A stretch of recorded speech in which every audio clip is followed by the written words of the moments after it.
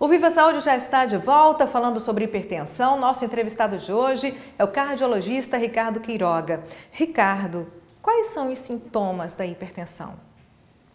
Então, Márcia, quando você tem, eu já falei que às vezes ela é assintomática, né? O indivíduo ele tem a pressão elevada, no entanto não sente nada. Isso é comum, tá?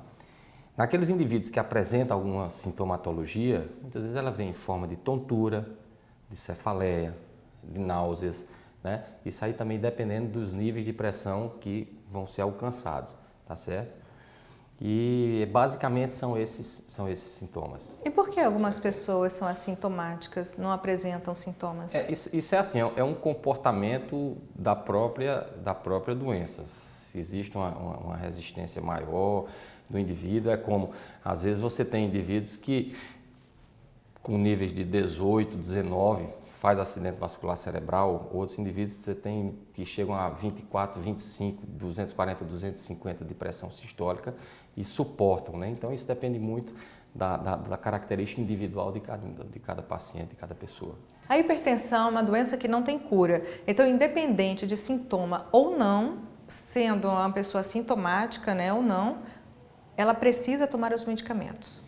É importante isso que você está falando. Ela tem controle, né? Ela tem controle. Então, o controle pode se dar só com aquilo que a gente já comentou no bloco anterior, na questão da mudança de estilo de vida, né? Onde você vai fazer dieta, você vai parar de fumar, você vai fazer atividade física e muitas vezes se controla só com isso. Em outras situações, precisa da mudança de estilo de vida associada à medicação.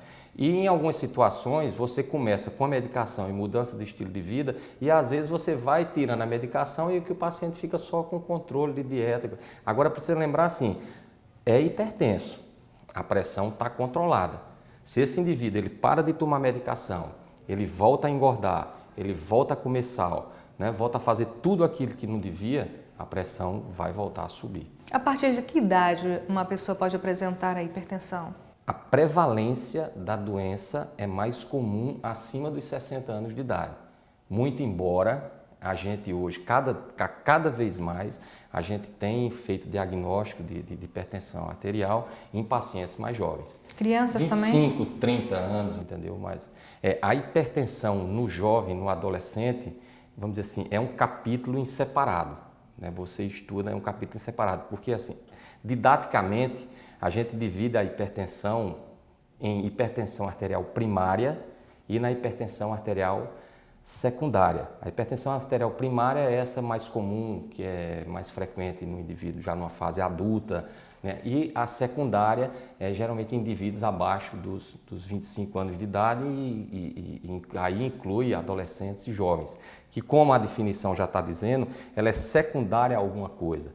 Então, alguns tumores de suprarrenal, feocromocitoma, algumas alterações renais, glomerulonefrite, glomerulonefrose, enfim, que atingem crianças, podem desenvolver um quadro de hipertensão nessas crianças, nesses adolescentes. Ricardo, e como é que é feito o diagnóstico da hipertensão? É fácil diagnosticar? Nem sempre é tão fácil assim? É fácil, né? A partir do momento que a tomada, né, de pressão. Agora sim, lembrando assim, não é uma única tomada de pressão que vai determinar que o indivíduo é hipertenso. A gente, na definição lá atrás, a gente falou que é uma condição multifatorial, onde você tem níveis elevados de pressão, vamos dizer assim, permanente, sustentados, entendeu? E é importante no diagnóstico você estratificar esses indivíduos e saber se já existe lesão em órgão-alvo. Se o coração já está sofrendo por conta da pressão, se a visão está sofrendo, se os rins estão sofrendo, porque isso aí caracteriza um quadro mais grave de hipertensão. Como é feito o diagnóstico? O diagnóstico dos órgãos-alvos é feito, vamos supor, no coração. A alteração secundária à hipertensão mais comum é a hipertrofia. Para que você imagine assim, como o coração ele é uma bomba, é músculo, né? Então, para ele poder contrair, para jogar o sangue para frente, né? Ele precisa fazer uma força. E se essa pressão está aumentada lá na frente, ele precisa bater mais forte ainda. Então, essas paredes do coração elas vão engrossando, ficando mais grossas, que é o que a gente chama de hipertrofia miocárdica. Então, isso aí é a lesão que a hipertensão causa no coração. Né? Nos rins também traz algumas alterações, nos olhos, na retina. Entendeu? Então, quando tem lesão desses órgãos, caracteriza um quadro de maior gravidade. Doutor Ricardo, agora a gente vai acompanhar uma matéria sobre o tema de hoje, que é a hipertensão. Vamos ver. Fabrício passa por um exame de monitoramento da pressão arterial para saber se sofre de hipertensão. Juntou com o sedentarismo, peso, que subiu muito. Aí eu acho que deve ser isso, né? Da pressão variar tanto, que ela está oscilando. Aí tem vezes que ela cai muito, aí dá muito sono, aí eu sinto cansaço, fadiga. Aí, mas tem horas que ela sobe muito, aí gera mais, além do cansaço, gera desconforto. Só nos últimos 8 anos, a Paraíba registrou mais de 45 mil mortes causadas pela hipertensão, AVC e infarto, segundo dados da Secretaria de Estado da Saúde. No caso desse paciente, o cardiologista dele solicitou um mapa. Um mapa significa monitorização ambulatorial da pressão arterial. O que é isso? É um exame que o paciente fica com um aparelho no braço e são aferidas várias pressões durante o dia, a cada 15 minutos ou a cada 20 minutos, e faz uma média das pressões durante as atividades normais, cotidianas do dia e durante o sono. E se essa média for acima dos valores que se dizem elevados, o paciente tem diagnóstico de hipertensão arterial. Para combater a hipertensão, o médico alerta que não fumar é fundamental, assim como verificar a pressão arterial regularmente, de modo a diagnosticar a doença e iniciar precocemente o tratamento. Exercício físico é uma boa indicação, desde que a pressão esteja controlada para fazer o exercício físico. Dieta, tá certo? Diminuir sal, não a ausência de sal, mas a diminuição de sal da dieta, e também perda de peso. São talvez as 3 melhores formas para controle da pressão arterial, além da medicação. Doutor, quais os riscos que uma pessoa hipertensa fica exposta? A hipertensão arterial, Márcia, ela é importante a gente colocar que ela entra como um fator de risco para algumas doenças cardiovasculares. As doenças cardiovasculares, elas são, né, a principal causa de mortalidade, né, no mundo ocidental e dirá no mundo inteiro, entendeu? Então, a hipertensão ela entra como um fator de risco. E ela entra como fator de risco também para doença arterial coronariana, que é o infarto, tá? E para o acidente vascular cerebral.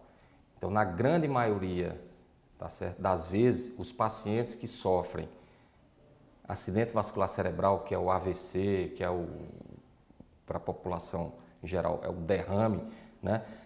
Esses pacientes, eles têm a hipertensão como causa desse AVC. E os indivíduos também que têm infarto. Então, geralmente, o indivíduo que tem infarto, ele também vem com a hipertensão como um dos fatores de risco. E é importante colocar também que o indivíduo hipertenso, né, uma vez tratado e com a pressão nos níveis adequados, o risco dele é semelhante ao risco da população em geral, da população não hipertensa. Daí a importância e a necessidade de tratar essa doença, essa patologia. Doutora, então só para confirmar, uma pessoa hipertensa, ela não pode bobear em momento algum em relação ao tratamento. Tem que ser cumprido à risca. Isso. O tratamento tem que ser seguido à risca. A questão do uso da medicação, tomar nos horários recomendados. A questão da mudança do estilo de vida, que eu entendo que seja o mais difícil, né? Que você mudar hábitos é uma coisa complicada, você não muda do dia para a noite. Perder peso, atividade física, parar de fumar, diminuir a ingesta de sal. Então, tudo isso é de fundamental importância. E assim, tá tomando remédio, tá seguindo o tratamento, não deixa de ir no teu cardiologista ou não deixa de estar verificando essa pressão pelo menos uma vez a cada 2, 3 meses. É muito pouco, dá para fazer. Olha, os esclarecimentos estão maravilhosos, ótimos, mas agora a gente vai dar mais uma paradinha para o nosso intervalo. Continue ligadíssimo porque o Viva Saúde volta em instantes falando sobre hipertensão.